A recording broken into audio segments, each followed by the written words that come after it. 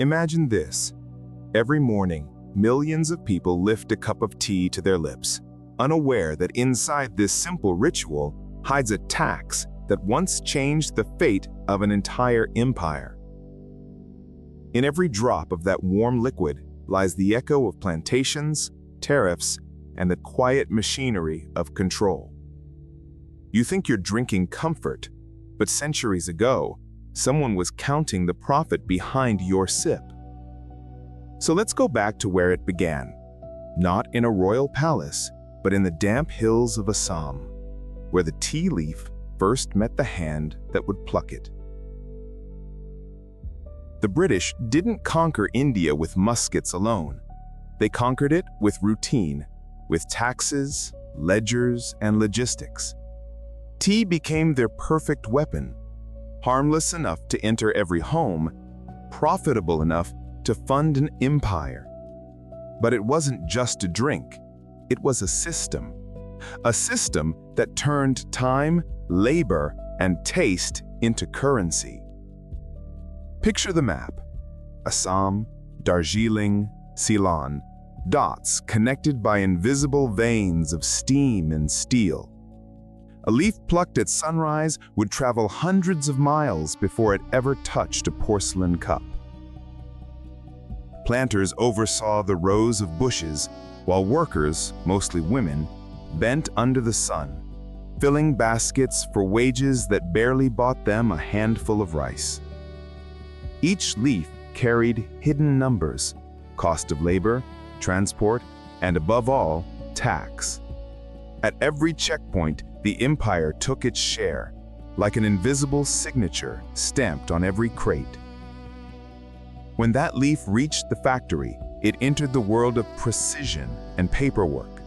The scent of oxidation filled the air. Machines hummed, ledgers opened.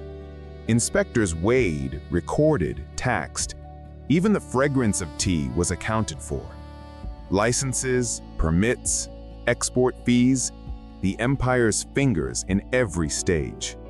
What began as a plant became a taxable commodity, and what began as an aroma became an entry in a colonial ledger. Now the leaf was ready to move. Packed in chests, it rolled down the new railways, shining symbols of progress, but built with the same money they extracted from the very people riding them. Every mile of track was a receipt, every bridge a bill paid by the colonies. And yet to the British public, this was modernization, civilization on rails. But look closer. Each train carried not only cargo, it carried a percentage. Freight tax, insurance, port fees, all calculated and added to the final price. By the time the tea reached Calcutta's docks, it had already been taxed 4 times. And when the ship set sail for London, the cost of every gust of wind had been converted into revenue. At the auction halls of Mincing Lane, where tea barrels towered like pillars, men in waistcoats shouted bids while clerks scribbled furiously. There was excitement, but also calculation. Because behind the drama, the empire's accountants watched. Tariffs and duties were applied again, the 5th layer of the invisible tax. The number didn't matter as much as the principle. Every step of production had to feed the system. And that system fed well. With every auction, the empire not only earned money, it reinforced a habit. Tea was no longer a luxury, it became a necessity. The working class in Britain demanded it. The middle class in India aspired to it. And so, a product designed to soothe ended up tightening control. Meanwhile, in the streets of Calcutta and Bombay, small shops began to appear. Wooden counters, tin kettles, paper cones of loose leaves. A clerk might earn just enough to buy a half a pound a week. A housewife would stretch her budget, cutting sugar before she cut tea. Because by now, tea wasn't just a drink, It was a symbol of belonging to the modern world. But beneath the aroma, there was arithmetic. The shopkeeper's profit was slim, the tax still heavy, and when prices rose, people began to improvise.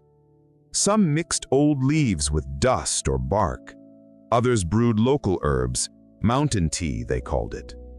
It wasn't rebellion, not yet. It was survival in a market designed for the empire, not for them. When demand slipped, smugglers crossed in. Night caravans crossed borders with sacks of tea, bypassing the tax collectors. For every official ledger, there was a secret one.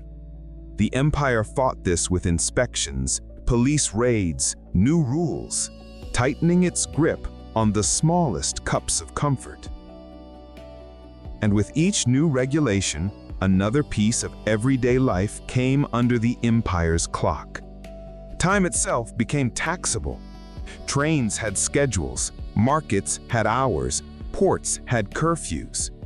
The rhythm of life, once guided by sunrise and monsoon, now ticked to the sound of a railway whistle. Even the kitchen changed. Housewives learned to boil water at British time.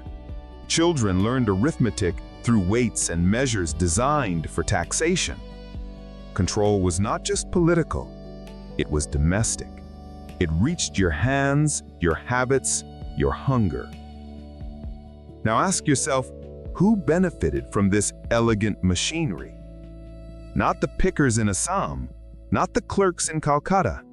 The profit loop was closed long before the tea reached the cup. Planters took margins, brokers took fees, shipping companies took cuts, and the state took taxes, each slice feeding the center. The math was perfect. A penny's worth of tea yielded a river of gold.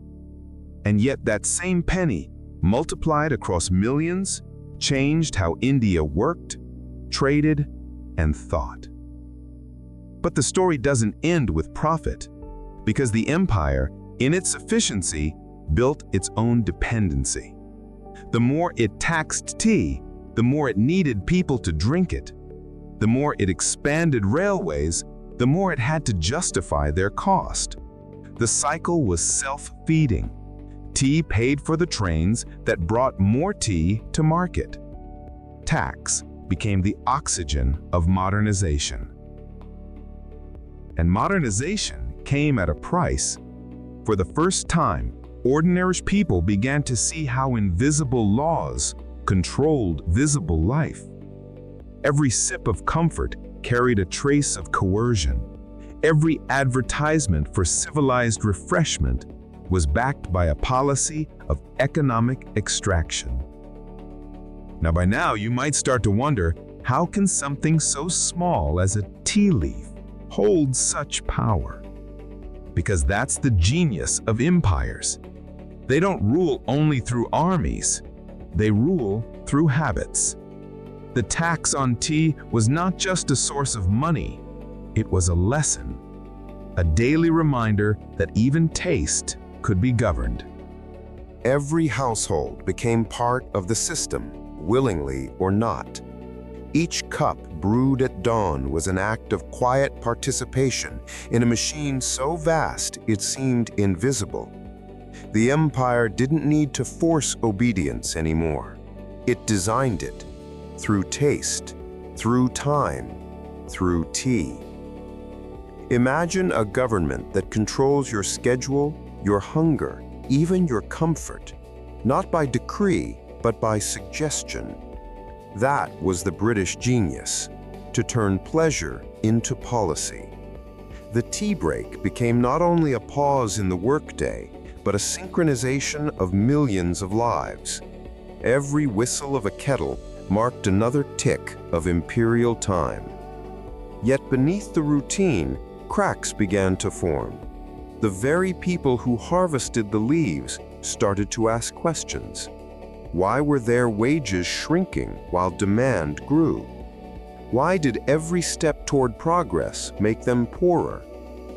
The workers might not have read the ledgers, but they felt the weight of numbers pressing on their backs. At the same time, Indian merchants and middlemen learned the language of profit and began to imitate their rulers. Some bought licenses, others opened their own warehouses. For the first time, Indians entered the middle rungs of the empire's economic ladder, but only to find that the rungs were made of glass. They could climb, but never rise too high. The system rewarded proximity, not independence. By the 1880s, British India had become a web of control disguised as commerce. The railways that seemed to promise freedom actually dictated dependence. Villages no longer grew food for themselves, they grew tea for export. The price of bread depended on the price of steam. It was an invisible chain, but it held tighter than any iron. And the more efficient the system became, the less humane it felt. Inspectors checked quality, accountants checked weight, nobody checked the people. In Assam, workers were fined for slow picking, punished for bruised leaves, paid in tokens redeemable only at company stores. Debt replaced chains, and contracts replaced shackles. The plantation looked like paradise, but it smelled of fear.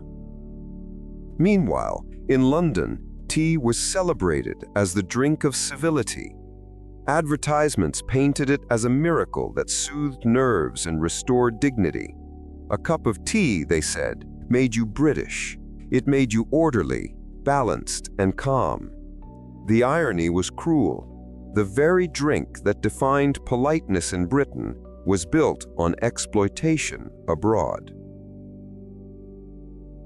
The state understood this duality and used it well. Each sip connected distant worlds, the drawing rooms of Manchester to the fields of Assam, the docks of Calcutta to the breakfast tables of London. Tax turned distance into dependence. It was the first true global economy of emotion. Pleasure here, pain there. But something else was happening. As the British system standardized everything, rail schedules, weights, measures, even holidays, it unintentionally unified the very people it sought to divide.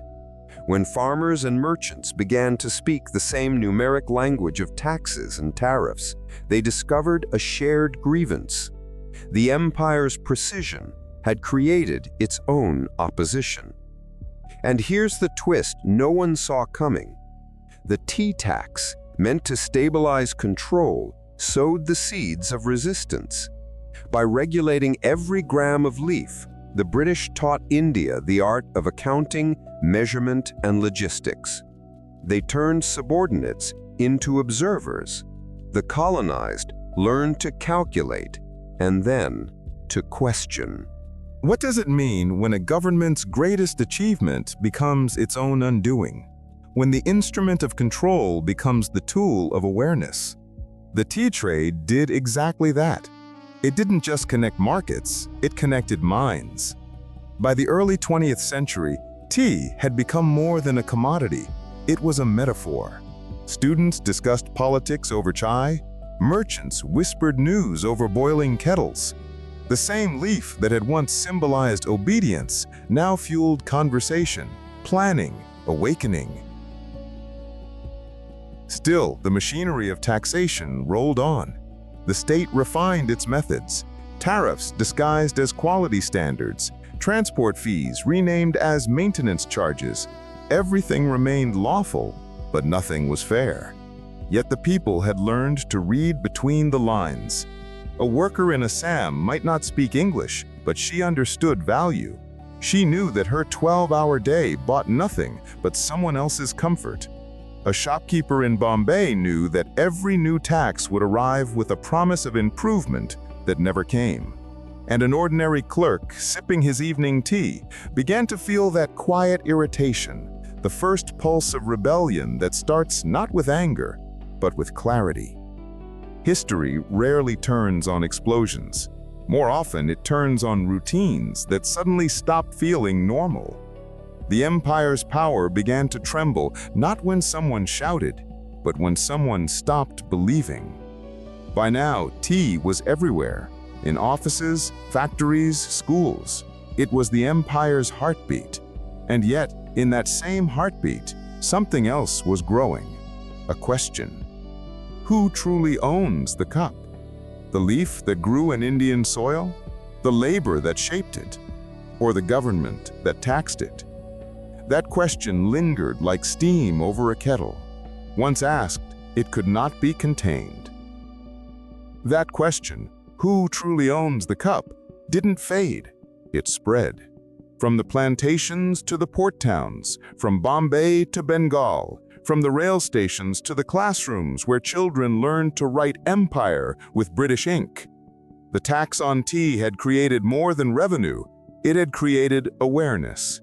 Every coin paid for a permit, every delay at a checkpoint, every new stamp on a shipment whispered the same truth. The system was feeding itself, not the people. Imagine an empire so vast it could make a single leaf travel half the world and still profit from every mile of the journey. Now imagine the quiet rage of realizing that your own sweat greased the wheels of that perfection. The more polished the system became, the more it revealed its own arrogance. And arrogance, in history, always writes its own expiration date. By the turn of the century, tea had become India's mirror. It showed the people who they were in the eyes of the empire: producers, consumers, taxpayers, but never owners. And yet, through that mirror, they began to see something else. Power isn't always in the sword or the law. Sometimes it hides in something as small as the choice of what to drink, what to buy, what to believe. The first boycotts were almost invisible. A few merchants refused to sell imported blends. A few families stopped buying government tea. No flags, no speeches, just a pause in routine. But that pause had power. The same mechanism that once measured every gram of leaf now began to measure every act of defiance. A missing sale, a reduced order, an empty shelf, it all added up. The British noticed.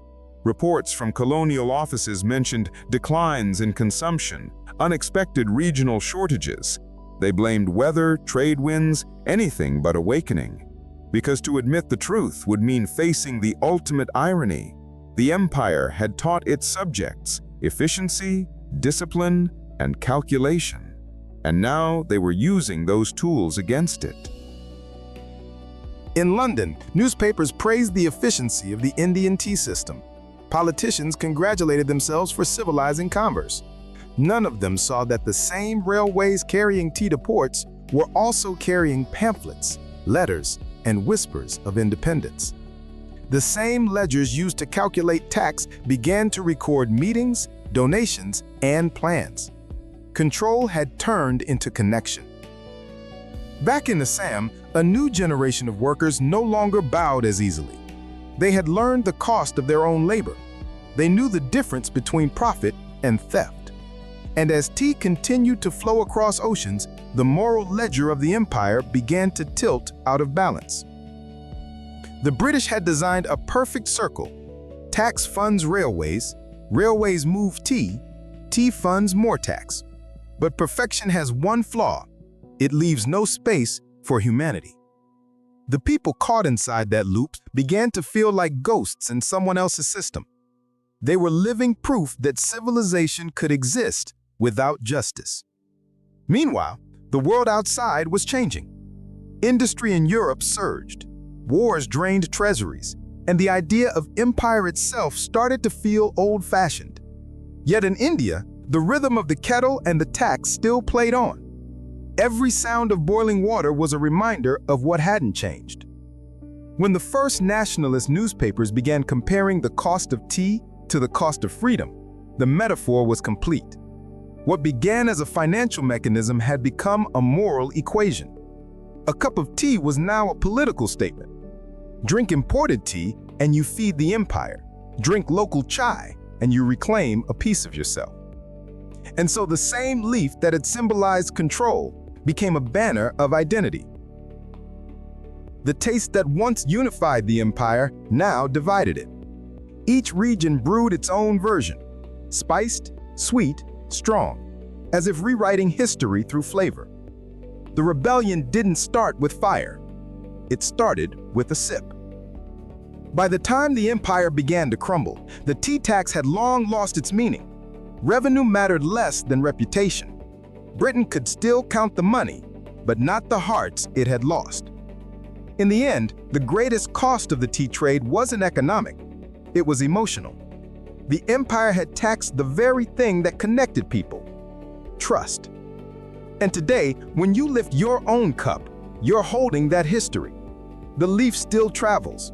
The prices still rise and fall with distant markets.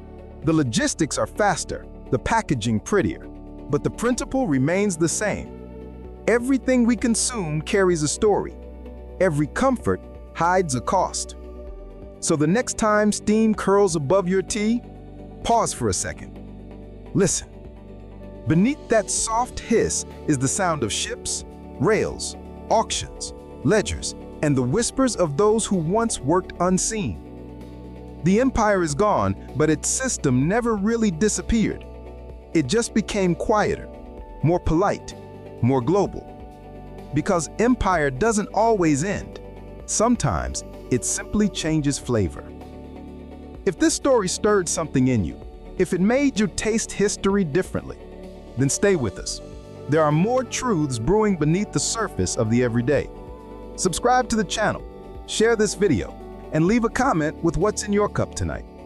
Because every small story, every hidden connection brings us closer to understanding the world we've inherited. And remember, history doesn't live in textbooks. It lives in routines, in habits, in the things we think are ordinary. Like tea. The tax may be gone, but the lesson remains in every drop.